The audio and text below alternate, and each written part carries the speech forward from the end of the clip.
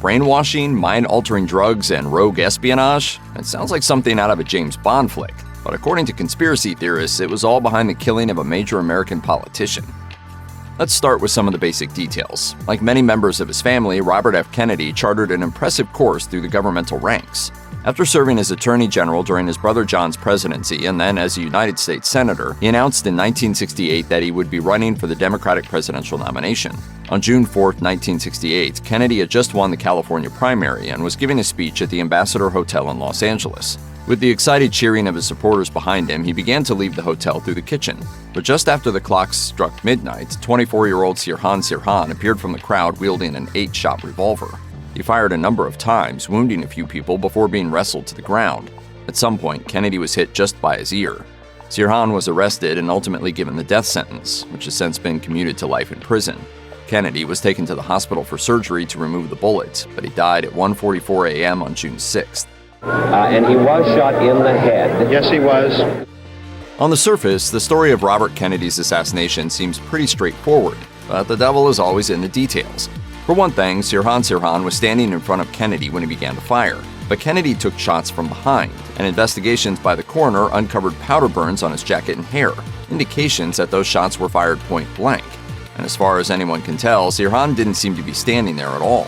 Furthermore, Sirhan's revolver held only 8 bullets, but many speculate that there were more than 8 shots fired, which would indicate that there was a second shooter. Photos from the crime scene seem to show pieces of metal, potentially bullets, lodged in the doorframe.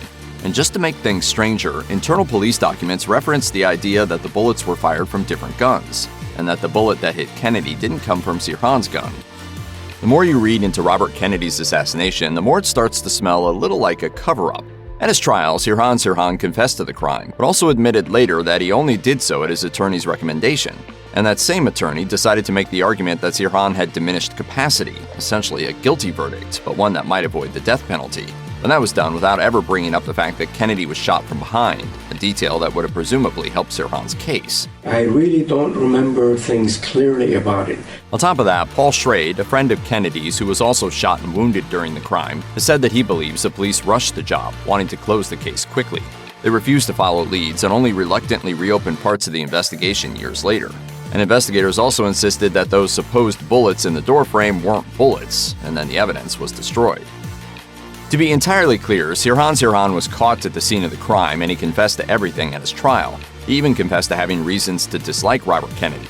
Furthermore, he brought a gun to the scene of the assassination, which he'd staked out for about 30 minutes prior, and investigations of his personal belongings didn't help him either. He had a newspaper clipping that was critical of Kennedy in his pocket, and investigators later found notebooks at his home with the words "RFK must die" scribbled in them over and over.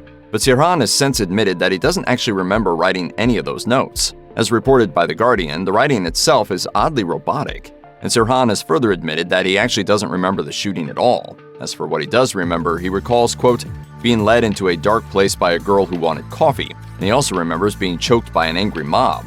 This has led to the theory that he was in a brainwashed trance, forced into carrying out the deed by someone much more powerful. I was worried about saving my own butt from execution.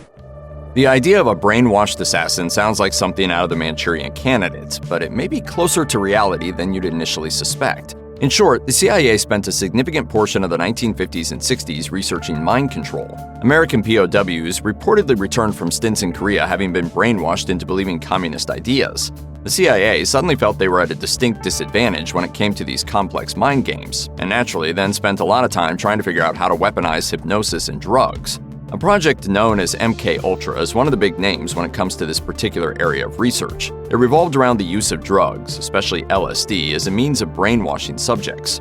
Consent for many of these experiments was dubious at best, and the whole venture was both very secret and very illegal.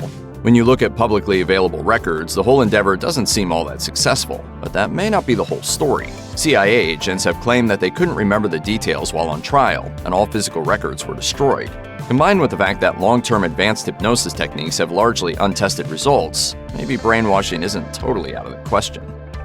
To be fair, picking apart strange inconsistencies isn't enough to actually implicate the entire CIA in the assassination of Robert Kennedy. True, the agency was involved in some pretty shady work, but speculation is hardly concrete evidence. But that doesn't change the fact that there were members of the CIA who just didn't like Kennedy. As reported by The Guardian, David Sanchez Morales was a senior CIA agent often known for his work with covert operations, who was pretty open about his dislike for the Kennedy family. For one thing, he blamed them at large for the failure of the Bay of Pigs operation in 1961. Almost a decade and a half later, he reportedly told friends that Robert Kennedy deserved to be assassinated. According to the book A Lie Too Big to Fail, Robert A. Maheu, an ex-FBI agent who handled some of the CIA's more unsavory missions, was also spotted effectively celebrating Kennedy's death as it cleared the way for Richard Nixon to win the upcoming election. On top of all that, Kennedy also directly opposed the CIA's power, and he could have eventually pressed the organization for more answers about the death of his brother, whose own assassination has also been the target of prominent conspiracy theories. This was a military-style ambush from start to finish. This was a coup d'etat. It's one thing to take inconsistencies and weave them into a fantastical tale of conspiracy, but it's another to start factoring in actual sightings of certain people around the scene of the crime. One theory put forward by writer and filmmaker Shane O'Sullivan points out that 3 high-level CIA operatives were all near the Ambassador Hotel around the time of Kennedy's assassination for unclear reasons. David Sanchez Morales, who was supposedly stationed in Laos at the time, was caught on camera in the Ambassador Hotel just after the end of Kennedy's speech, only to reappear again 30 minutes later. Morales' associate Gordon Campbell was also spotted in that same room around the exact same time, and both men had actually been seen hanging around the local area in the year leading up to the assassination. Then there was also Campbell's meeting with George Jonidas, one of the CIA's chiefs of psychological warfare operations, just prior to the shooting. It could be just a coincidence, but the presence of multiple CIA operatives does raise some eyebrows. It's hard not to imagine that they were planning something. When you consider all of the weird facts around the assassination of Robert Kennedy, you might start thinking that you'd need a really specific person to actually head this entire operation. And that's where Robert Maheu comes into the picture. As recounted by A Lie Too Big to Fail, Maheu formerly worked for the FBI, but then the CIA began tapping him for certain covert operations. Eventually, some people began to actually see him as an assassin, or even as a fixer for Howard Hughes, who was also known for financing covert CIA operations. He's even said to be the inspiration for the Mission Impossible TV show. Over the years, a number of people, including Maheu's associates and even FBI Director J. Edgar Hoover, have outright claimed that he was the one behind Robert Kennedy's death, and it's easy to see why. Between his access to the LAPD, Sirhan's defense team, trained CIA agents, and the results of those top-secret brainwashing experiments, Maheu really does seem like the perfect guy for the job. When it comes to the potential plan put together by Robert Maheu, there's another name that's worth considering: Thane Caesar. As covered by A Lie Too Big to Fail, he was known as the CIA's contract agent, which sounds suspicious, especially when you consider that his actual employment records are pretty hazy. He was holding Robert Kennedy's arm at the moment of the shooting, and he admitted to drawing, although not firing, his gun at that same moment. Thane Eugene Caesar was on the door. He was on different doors. He followed Kennedy in, which he was not supposed to do. A Lie Too Big to Fail also suggests that Caesar was actually on the scene to fill his role in a rather complicated version of the multiple shooter scenario. Essentially, he was there to hold Kennedy down, thereby incapacitating him and potentially firing off a couple of shots himself, but he didn't deliver the killing blow. Rather, another accomplice appeared with an easily concealable gun, firing a couple of shots into the back of Kennedy's head. And that's not all. At the same moment, another shooter appeared in front of Kennedy, somewhere near Sirhan to fire off a few shots just to make sure it looked like Sirhan had committed the crime himself. According to this theory, Sirhan was only ever shooting blanks. Sirhan was not in position to shoot Robert Kennedy after his first 2 shots. A Lie Too Big to Fail emphasizes that this was no small-scale operation. Instead, it required a whole team to make it work. So while there was a group of people tasked with actually killing Robert Kennedy and framing Sirhan, there were others who needed to keep the entire operation running smoothly. This theory mentions an accomplice stationed at one of the fire exits, a man who stood out for communicating on a suspicious radio.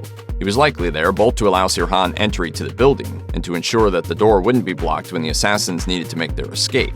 What's more, there's a reference to 2 girls in polka dot dresses, one of whom accompanied Sirhan upstairs to the kitchen and another who escorted a different man downstairs. Why would there be a need for what appeared to be 2 separate teams of assassins? Just in case Kennedy didn't end up exiting through the kitchen, the whole operation had a backup plan. No matter what path he took after his speech, the assassination could still go off without a hitch. In the aftermath of Robert Kennedy's assassination, there have been some suspicious things uttered by a number of people potentially involved in the supposed plot. A Lie Too Big to Fail focuses squarely on some of the diary entries of John Maheu, specifically regarding the behavior of Robert Maheu in the days following the crime. Maheu began making connections and asking questions upon hearing that Thane Caesar had been at the Ambassador that day. But doing so brought swift retribution from Maheu. It was a clear threat to stop looking into things, and the fury laced in the words surprised Meyer. And this apparently wasn't the only time that Maheu acted shifty and irritable about information surrounding the assassination. And if that's not enough, David Sanchez Morales reportedly told a group of friends in 1973, "I was in Dallas when we got the son of a bitch, and I was in Los Angeles when we got the little bastard." In light of everything, it's hard not to interpret that as a confession.